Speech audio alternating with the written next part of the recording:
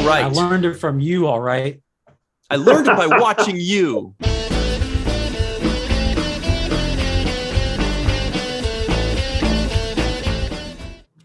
Living Single was kind of like the Golden Girls with a few notable exceptions. Ryan, why did you steal mine? I said, Living Single was like young black Golden Girls. Those are notable exceptions. Living Single was Queen Latifah-rific. Okay. Wow. We'll do the jokes, Darnell. Thank you.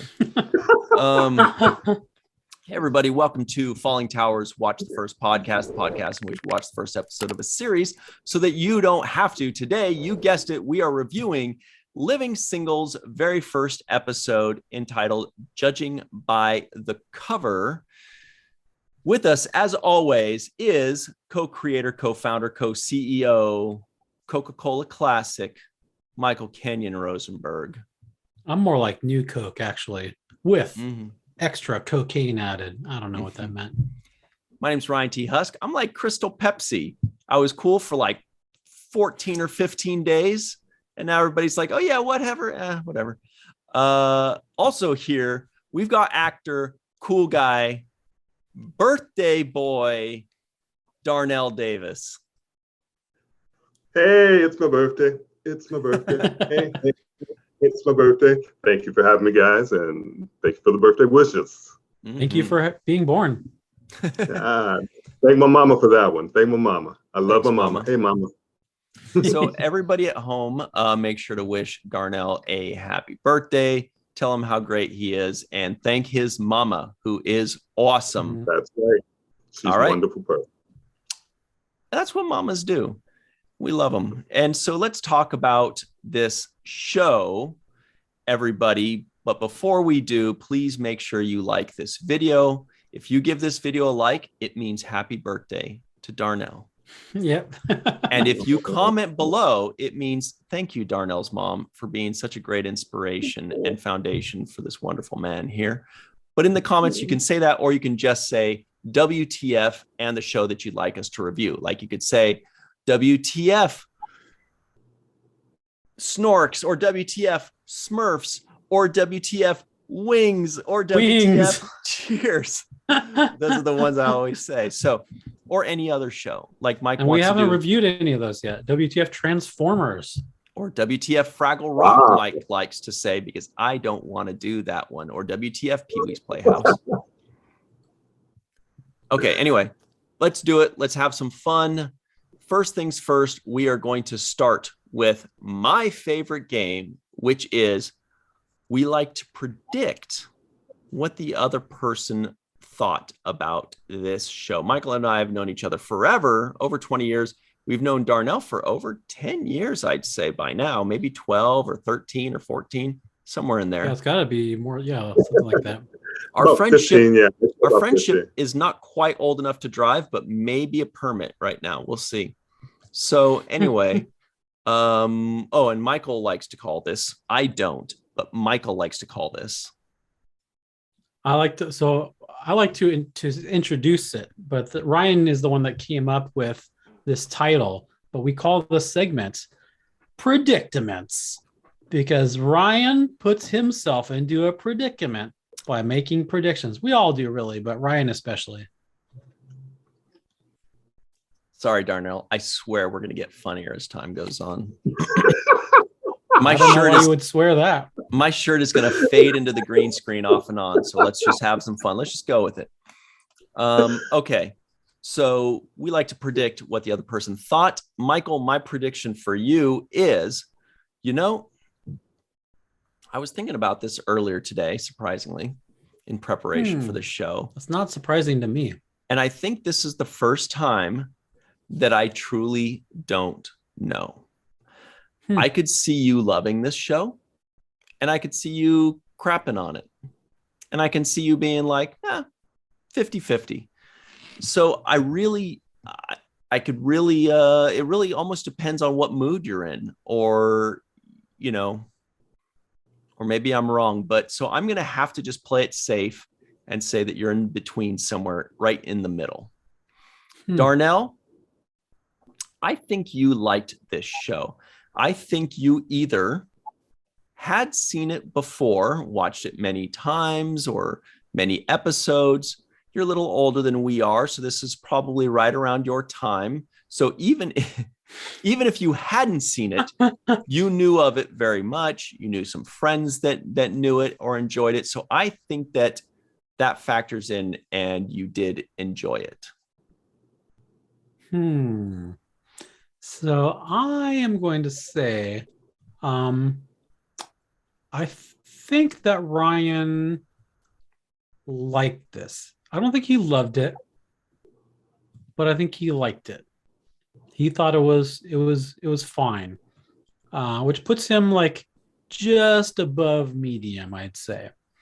Darnell, I will venture a guess that you did watch this when it originally came out, so you may have some nostalgic feelings for it, and therefore we're definitely more positive on this. I mean, rewatching it, you're probably like, okay, this stuff is kind of dated, but I still remember liking it. So you're still going to give it a good positive score. That does happen a lot. What do you think, Darnell? Any predictions for us? Michael, the stand-up. So I think he kind of liked the goofiness of it, the stand-up kind of humor that was coming across as so. Or he could go the direct opposite and say, "Oh my God, that's not comedy." So, but if he's in a good mood, if he was in a good mood when he watched it, then I think he would like that. For Ryan, I think that you liked the way the women came together. I think you're going to like them as a good team. So, I'm definitely a sucker for women coming together. Okay, so everybody, you've gotten some hints, but feel free to venture onto your own branch. Make your predictions either in the live chat or just in the comments below. Make your predictions. Do you think I liked it? Do you think Darnell liked it? Do you think he ever even saw it or heard of it? Or do you think Michael and I are just swinging and missing because we're making assumptions? Let us know. Do you think Michael liked it? What do you think? Who knows? That's why we put ourselves in predicaments. All right. So while we are having you typing away like crazy people, just typing away saying, "Oh man, this is the best show ever." While you're doing that, Michael's going to buy you some time by letting us know what this show is even about. Living Single follows the lives of several single male and female roommates and friends in 1990s Brooklyn, New York. In this episode, Regine is dating a new catch, while Sinclair has forgotten to secure the front cover celebrity for Flava magazine. Upon learning Regine's new man is a married man, that wasn't written very well, Sinclair, Khadija, and Max must find a way to tell Regine without her getting upset. And how? Oh my goodness. So, boy, that's what this show is about. Now, everybody, we hope you made your tabulations, because you're going to slowly find out if we did or didn't like it as worlds collide in this next game that Michael likes to call. This is another. Yeah, so Ryan named this one as well. I didn't name it. He said that this one should be called Expectations, because it's the intertwining of what we expected versus what we got. So Expectations. Darnell, I Ryan, promise you I didn't come up patent with that. pending, Ryan T. Husk. Somebody came up with it, so I just like to say worlds collide. We compare and contrast between what we expected versus what we actually got. So Michael is the brave one. So he goes first on this. Michael, before you watched this episode of Living Single, what did you expect? I very little. I really had never heard of this show before. I knew it was from the 90s, so I expected the comedy to be dated, but that's about all I expected, really. I'd never really heard much about this show, or I didn't even know that Queen Latifah was in it. I didn't know that Tootie from The Facts of Life was in it either. So Okay. We also forgot to mention that this show was suggested to us by our good friend Tamia Harper of the Sci-Fi Sisters. This is for you. A couple other people also seconded it, but I believe Tamia said it multiple she was the times. first. Right. So this one is for you. Darnell, before you watched this episode, what did you actually get? I mean, expect. Oh my God, I threw myself for a loop there. You guys are interesting. Both of you had said that I had watched it, but you guys have known me 15 years. Have you ever seen me watch anything that didn't have wrestling and sport? Yep, wrestling and sci-fi. Aliens. Have you seen me ever watch anything that if they're not doing karate? I have to admit, when I watched this, I remembered that I had been sitting over someone's house maybe a couple of times. Interesting. Watching it. I am not a sitcom person. I did watch Martin at the time. I loved Martin. Martin was hilarious. I loved when he would just slam the door in people's faces. That was, to me, that was hilarious. WTF Martin. WTF Martin, if you want us to review that. Not yet. Oh, Martin. I loved Martin. He was great. So this is pretty much the first time I had watched it. Again, I didn't even remember that Queen Latifah was in it until I turned it on. So I may have seen it a couple of times. My expectations, my favorite sitcom is I Love Lucy. So, you know, I knew it wasn't going to be, wow, you're a lot more older than I thought. Well, you know. And so me and Jack Benny, 39 forever. And by telling people that I know who Jack Benny is, that kind of negates the whole 39-year-old, right? But my expectations were just an average sitcom, and probably just focusing more on being Black, coming out, being successful. That was my expectation. But we'll see what happens. Yep. See, that's why we put ourselves in a predicament.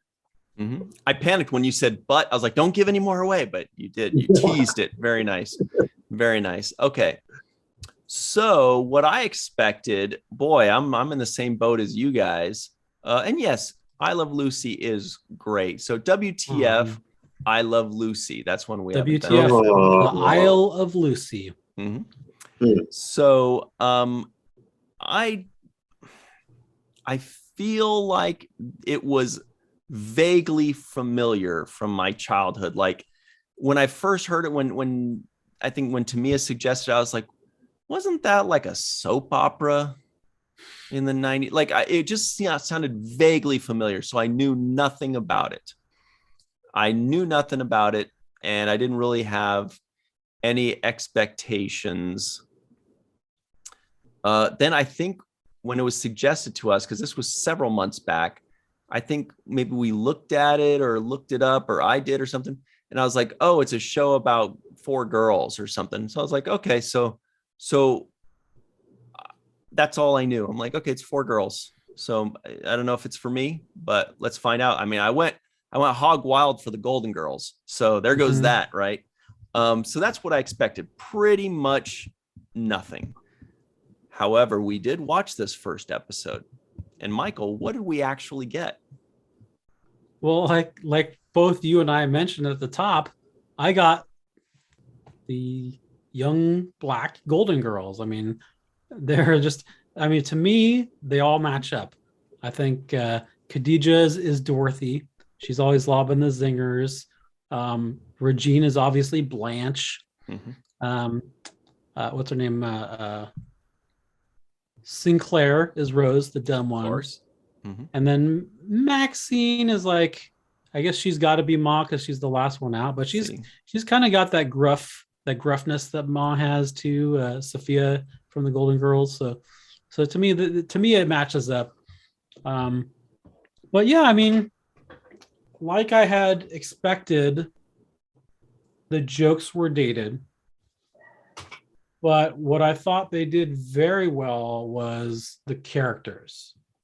I thought the characters were colorful and well created. Mm-hmm. Darnell, what did you actually get when you watched this first episode? I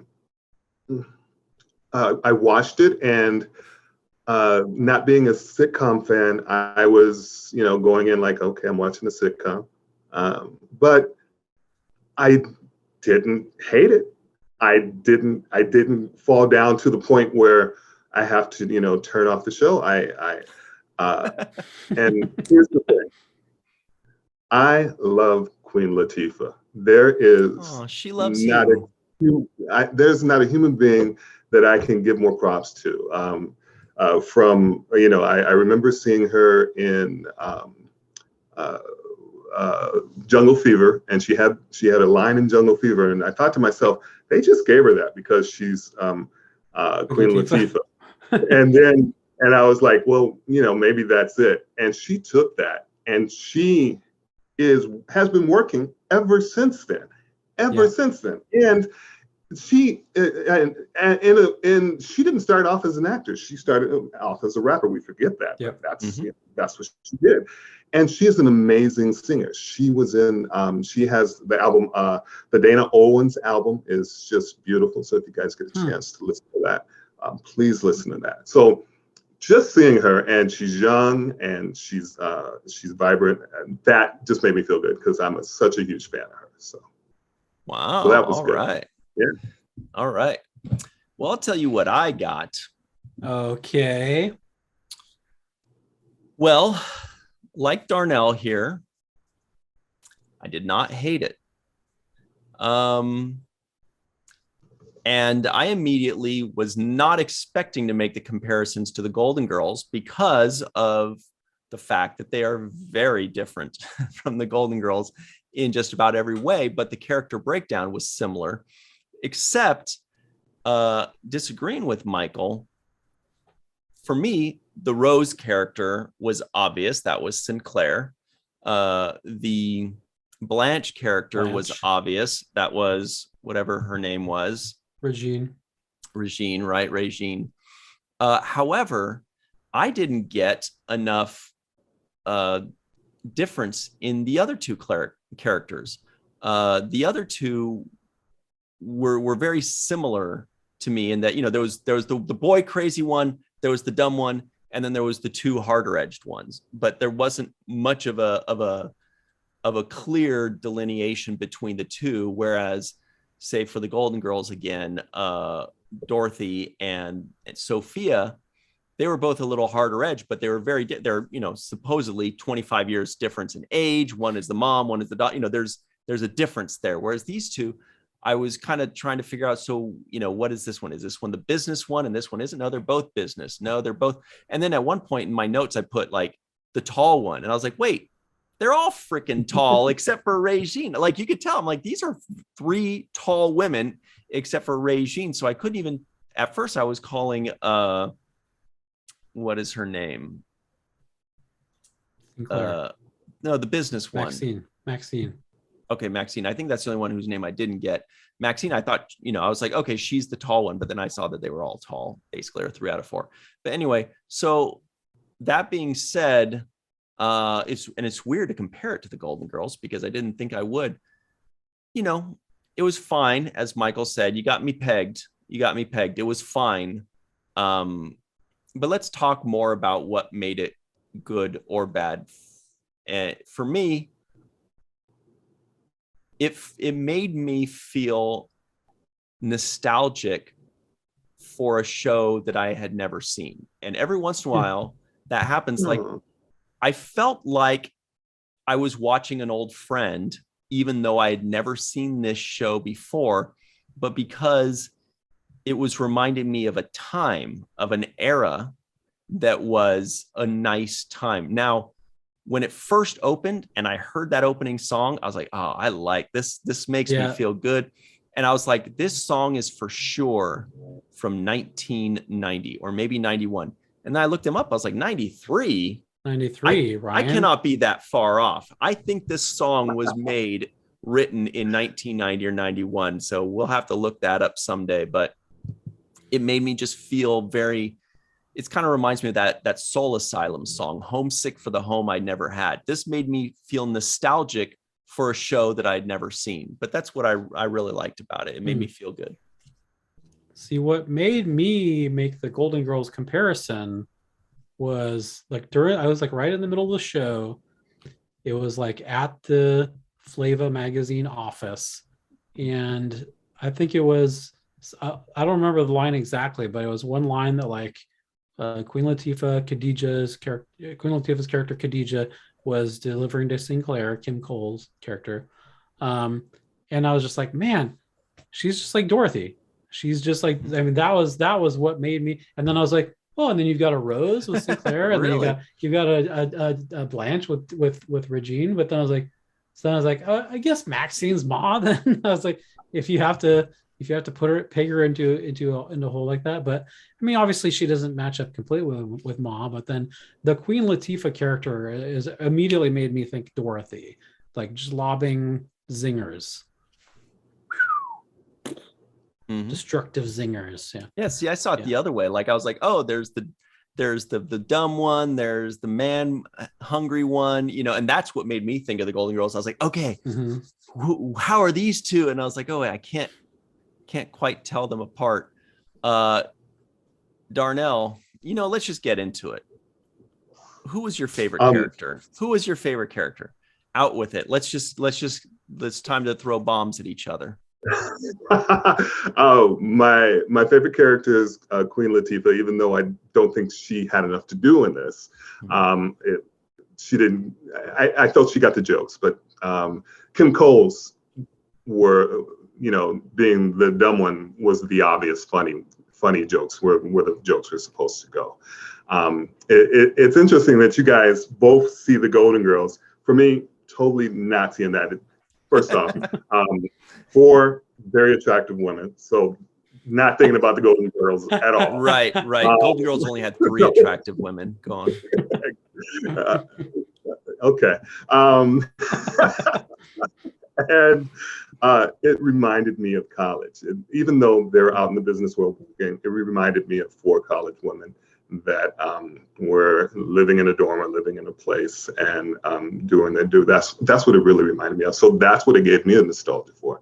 That feeling of, because very rarely do you see that many people, living together like that, single, far away from college, and single, and far away from college. So it really gave me a good feeling of that, and so that added toward me liking it even more.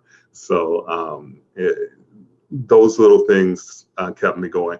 I thought the Golden Girls were great. I watched more episodes of the Golden Girls than I should. I've seen every episode of the Golden Girls, so don't get me started. I lived vicariously through Blanche. Her love life was, the only love life that, I felt was happening. So, I feel it. What's happening? That's a different show. That's a different show. But, WTF, yeah, what's happening? So I, with everything that we're revealing as we go along, I liked it a little bit more because, and I didn't see that Golden Girls comparison. I mean, when you explain it, yes, I see it, but it didn't come to me. So. Yeah, the character dynamics. We recently, we not too long ago reviewed the Golden Girls, and we just recently reviewed the Golden Palace. So Golden Girls are fresh on the front of my mind. And you'll be happy to know that the Golden Palace kept the 3 hotties. Anyway, what were you saying, Mike? I was going to say my wife told me something interesting recently that makes me feel old too. She said that, they're rebooting the Sex and the City. And my wife told me that the actors in the Sex and the City are now older than the Golden Girls were. The actors playing the Golden Girls when they first started. Are you serious? I know, Darnell. My eyes got as big as your chin dropped just now. Your jaw dropped. Wow. That's hideous. Kind of like when people say that Will Wheaton is now older than Patrick Stewart Right. was when they started Right. Star Trek. This is Right. scary stuff. Mm. So Sorry to WTF be the Sex bearer in the of weird City. news. WTF Sex in the City. Who was your favorite character, Michael? It's got to be Sinclair. I mean, she did have the best lines, but the dummy, the Rose. I thought that she was an interesting dynamical of a character because she was part Rose, part Phoebe from Friends. You know, she's kind of like talking about like horoscopes and like spacey stuff like that. But then she's also just an idiot. Like she's more of an idiot than Phoebe was. So yeah, I thought she was a real. I mean, she's kind of got a thing for the idiot dude also. Like they kind of both have a thing for each other. So that was an interesting dynamic I thought too. So yeah, once again, I thought that the characters were interesting. The jokes were definitely dated, and you know, if you're watching it through the lens of 2022 and you're looking at these jokes, you're like, oh my goodness. But what sold the jokes is the characters that they created to deliver those jokes. Yeah, and a lot of times, you know, for me personally, I can't help it when I see these jokes. I'm like, oh my God, this joke again. I've seen it a million times. But then you're like, well, wait, in 1993, maybe this was a new, fresh joke. So I can't hold it against them if I've heard that joke a million times, if I heard it a million times after 93, for example. My favorite character, and I did not expect this, was Sinclair. And it wasn't so much that it was my favorite character, but it was my favorite portrayal. That girl, Kim Coles, she just had so much charisma in her eyes. You know, the way she opens her eyes and she looks around and she shows thought, and she was just very charming. And I was like, I was borderline captivated by her acting. I was like, this girl is really good. She's got great charisma. She's clearly, you know, amazing at what she does. So wasn't she on In Living Color too? That's, boy, oh boy, stick around to find out. But I also want to give an honorable mention to whatever his name was, Omicron, or what was it? Omicron, the Overton window. Yeah, Overton. Oh, Overton, yeah. So he was good too. Although I feel like all of these characters, this is one of my biggest qualms with this show, is you can tell it was a first episode. You could tell that the characters weren't fully fleshed out. The writers hadn't fully adjusted their writing to the character yet, because they can't. Usually after the first season, a comedy is going to get better because the writers are going to adjust their writing to how they know the actors portray the characters. Well, yeah, and also the actors are going to know the characters better too, and they'll so I think it's both. It's a juxtaposition of both writing and acting working together. Right. And that's why, you know, sitcom pilots are so tough there, is because they don't have that synergy yet between the actors and the writers. And for me, it was a little bit fairly evident in this, to where, like, I feel like watching this show, watching this episode made me think that this show gets much better later. Like, I feel like they created so much potential there that you could just tell that this is a show that gets a lot better. You know, not just because everybody says, oh, you got to watch, it gets better. I just feel like by the second season and third season, or however many seasons they did, I bet they really hone it in and have a good show. I'll just bet, I can tell. Yeah. I was thinking the same thing, because when I'm watching it now, I want to know if Kim Coles and that guy get together at the end of the show. You're so naughty, Darnell. I do. I'm shipping them off of one episode, and I want to know. That's what I want to know. So they did a good job. They put the little line out there for me, and that's my interest. So yeah, I want to see what's going to happen. They did a good job with it. Did you guys have any like big laugh out loud moments Darnell's thinking really hard. That means not too many. Michael's got a couple though.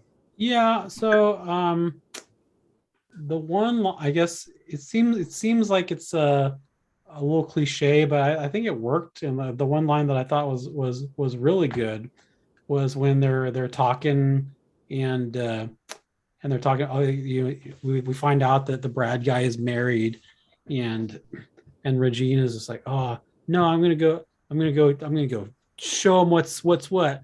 And then like Queen Latifah's like in the kitchen and she's like quoting word for word exactly what he says, and it's something like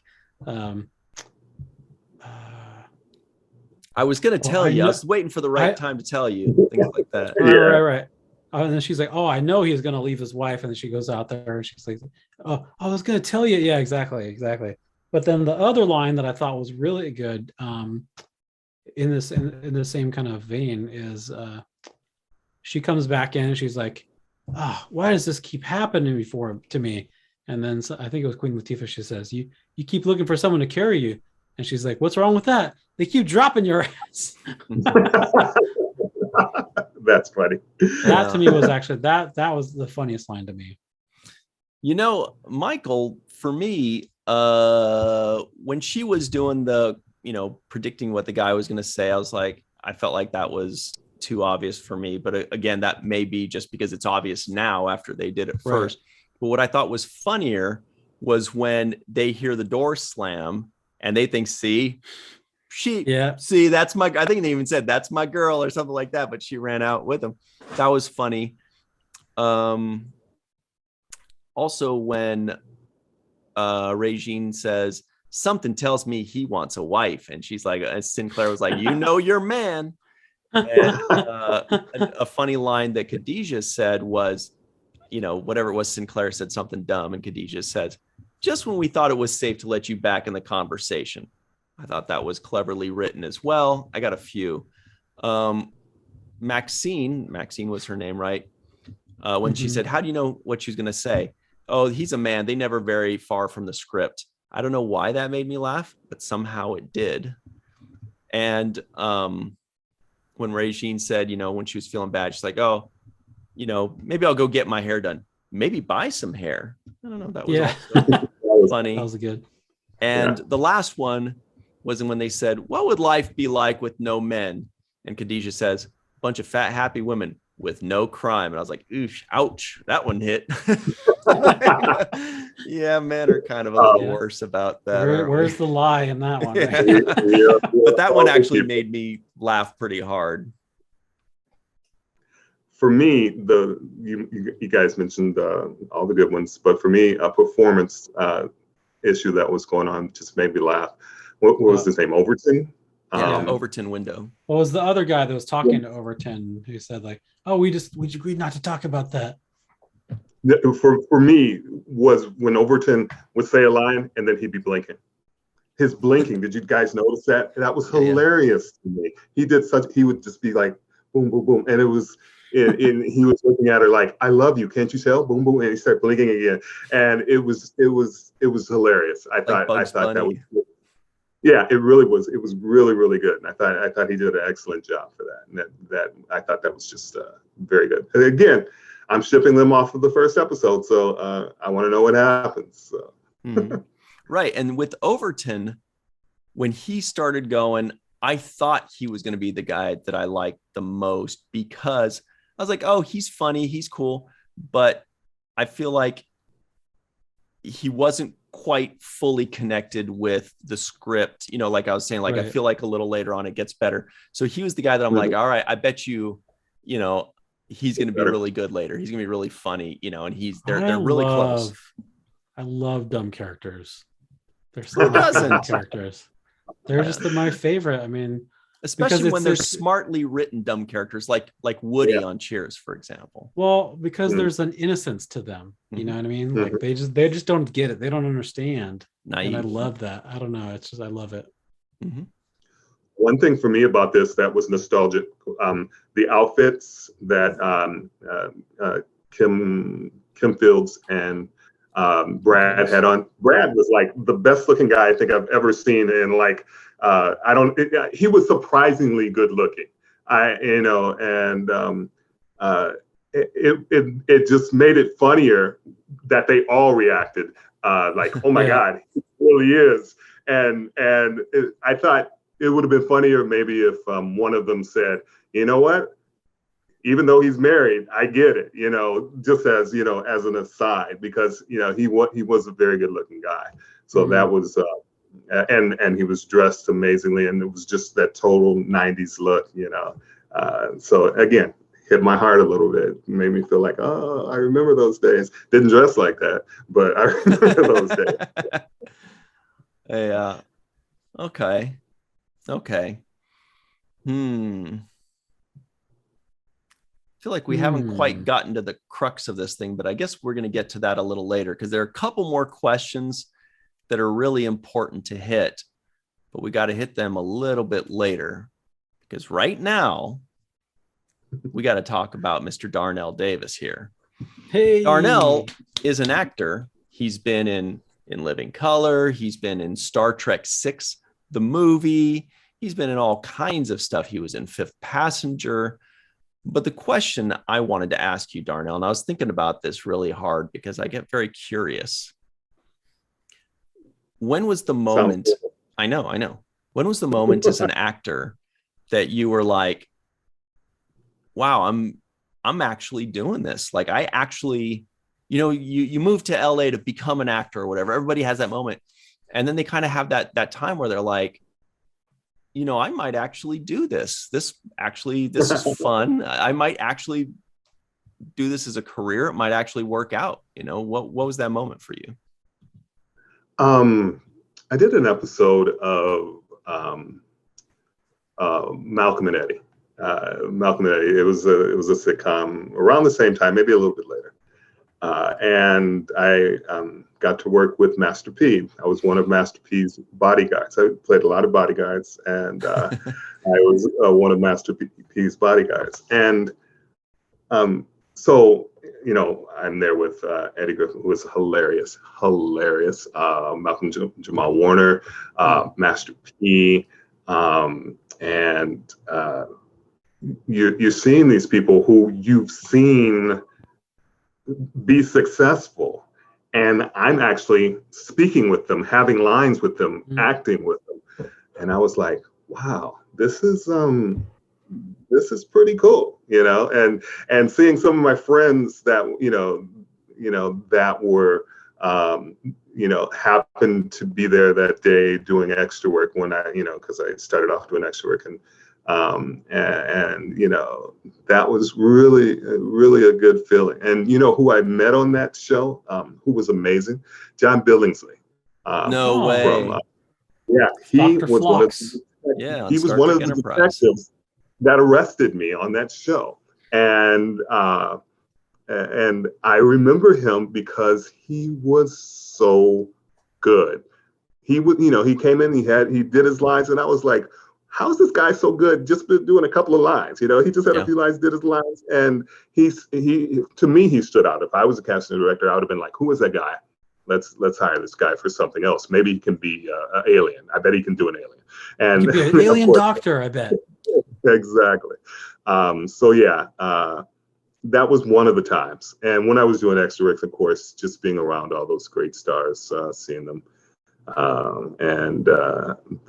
Those experiences were really nice, seeing all those Star Trek actors, and just every day you just feel so lucky.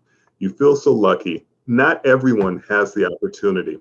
Most people go to work every day, come home, and they never have the feeling like, wow, this is what I'm supposed to be doing. Even if you do it one day a year or one day every 5 years, that one day you're like, oh yes, this is it. This is why I do this. And whatever it is, whatever you love, whatever you like to do, if you like to talk to people and you're doing customer service, if you're a painter, whatever you do, if you get that feeling, you hang on to that, because that's a blessing that most people never have. Did anybody ever give you really good advice like you just did, for everybody listening in? I'm taking that advice and running with it for sure. I was thinking back, like, man, I think I did have that feeling. Yeah, exactly. When I was on the Star Trek set, this was back when I was doing extra work. I would go. There was one just big set, and I would go in there by myself if I wasn't on set, and I would do Shakespearean monologues by myself in full Klingon makeup. Just, Nice. And that In the was original just, Klingon? if you haven't heard Shakespeare unless you've heard it in its original Klingon, trust me. And that's what I was doing. I would, and it's so funny because that's the movie they said it in. Yep. I was doing Yes. that. I was thinking that too. Before I saw that line. That's hilarious. But yeah, so I would just go in there. Maybe and that's why they came up with that line. Maybe they walked in Maybe on you doing a somebody- Shakespeare monologue. Yeah. Darnell gets a co-written credit on the movie, man.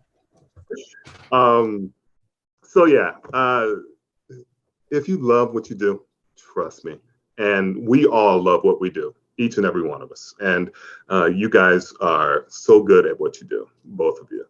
And so you're blessed to be able to, do something that you love on a continuous basis. So we're all blessed, every last one of us. Thanks, Darnell. That's so nice. Most people get nice things said to them on their birthday, but when Darnell's birthday comes around, he just makes everybody feel so good. Thanks, Darnell. He gives us great advice. He compliments us. Yeah. He's like, oh, it's my birthday again. All right. Time to make everybody feel great. Well, thanks, Darnell. Everybody check him out. We'll include some links in the description box below. And now it's time to continue feeling good by, talking about a show that we've got seem to have a mixed bag on. The final two questions of the show. Mike's going to do this. I'm going to do that. Darnell is going to be like, are we still going? What's happening? Whatever. We like to call this the Terrible Twos because it's the final two Bottom questions line. of the show. It's called the bottom line Terrible Twos. because it's the bottom line on the show. Our bottom line on our take of the show. Ryan. All right. Here we go. The final two questions of the show.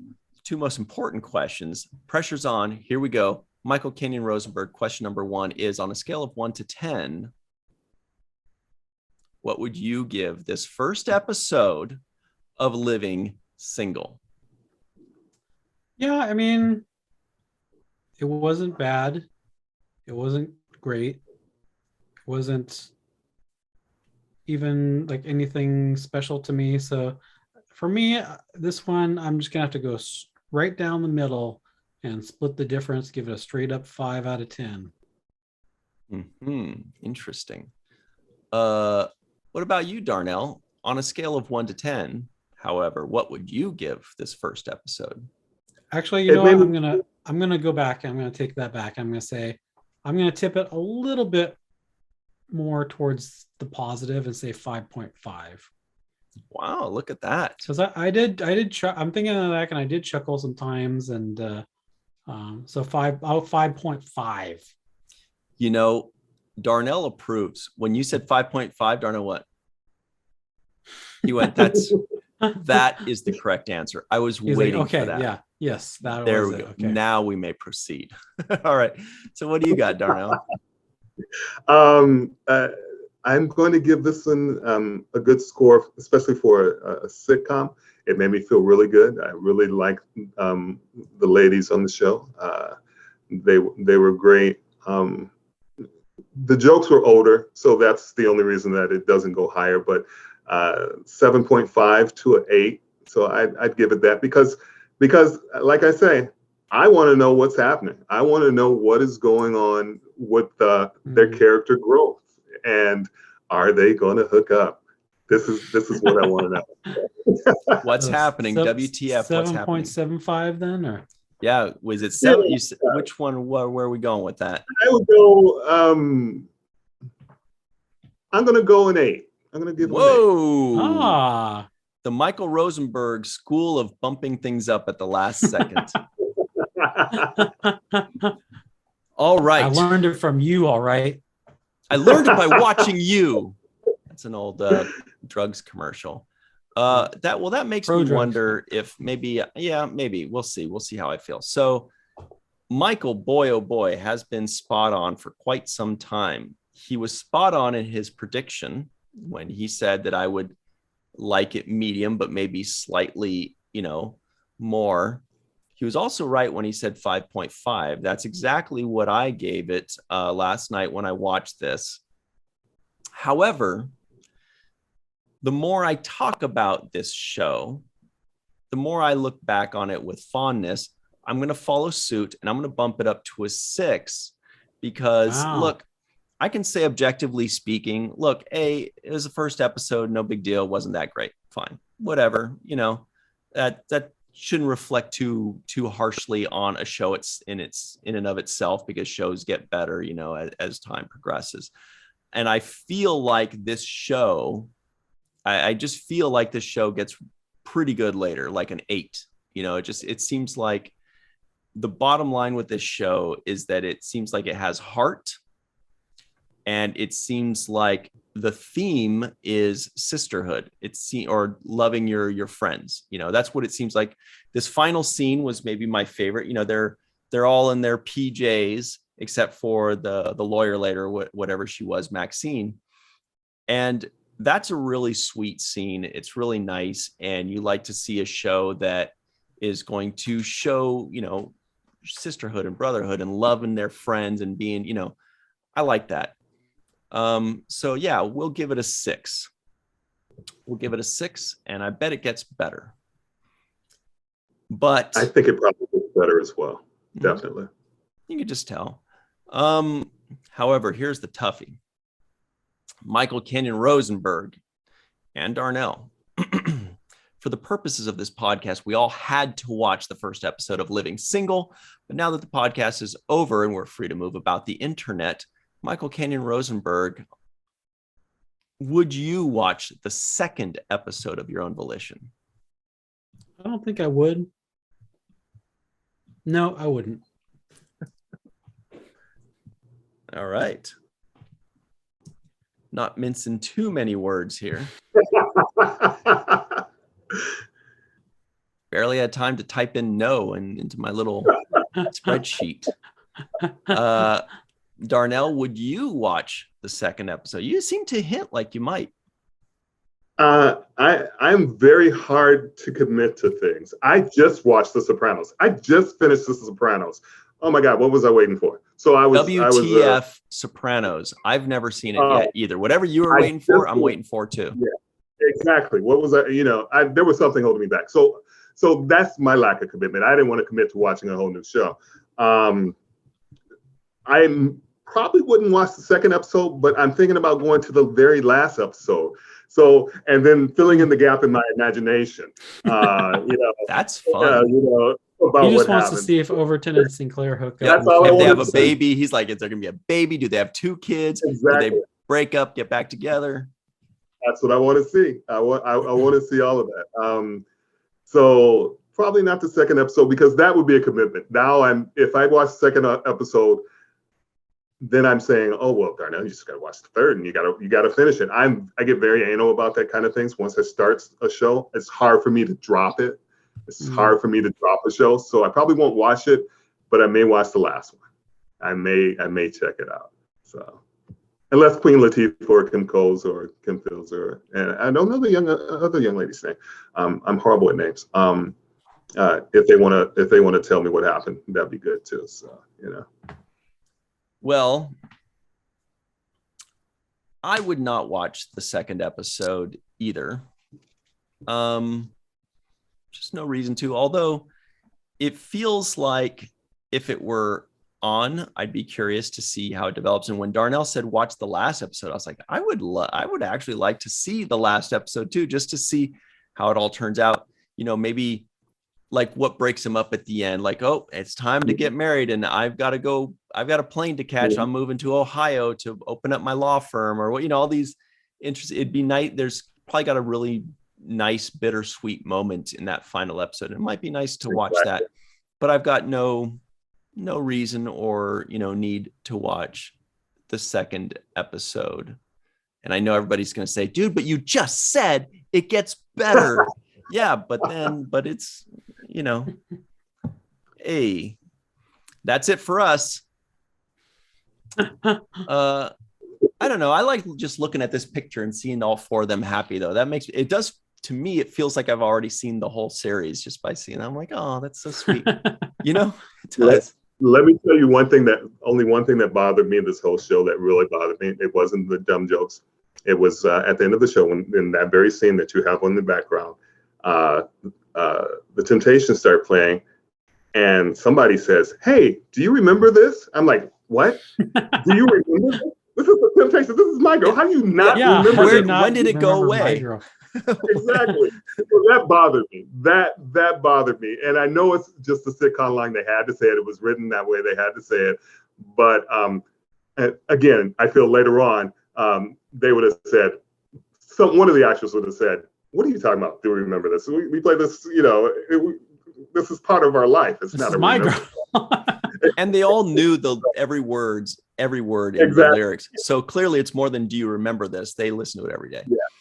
Anyway, so that's about the entire show. So but I'm happy that you guys picked me to watch this because it was something I probably would have never watched, and I enjoyed it. They made me smile. Thanks everybody in this show for making me smile. We get to watch all sorts of things we probably would never watch. And exactly. that was your birthday present, Darnell. Yeah. Thank Happy you. birthday. I appreciate it. Our Exactly. birthday present to you is Queen Latifah. Yeah. Oh yeah, gotta love me some Queen Latifah. Love her. She's great. So everybody at home, if you'd like us to review a show, sometimes we crap on a show if it's not very good. Sometimes we go, it made me very happy, but we're only going to give it average marks. Who knows what's going to happen? Just say WTF, type in WTF and whatever the show is, and we will take it under advisement. And that's about it for us. So this podcast was like living single, right? It was like hanging out with people that you really enjoy talking with and wishing our good friend Darnell a happy birthday after knowing him for like 15 years or something. This podcast was like sunshine on a cloudy day. I almost screwed up the lyrics.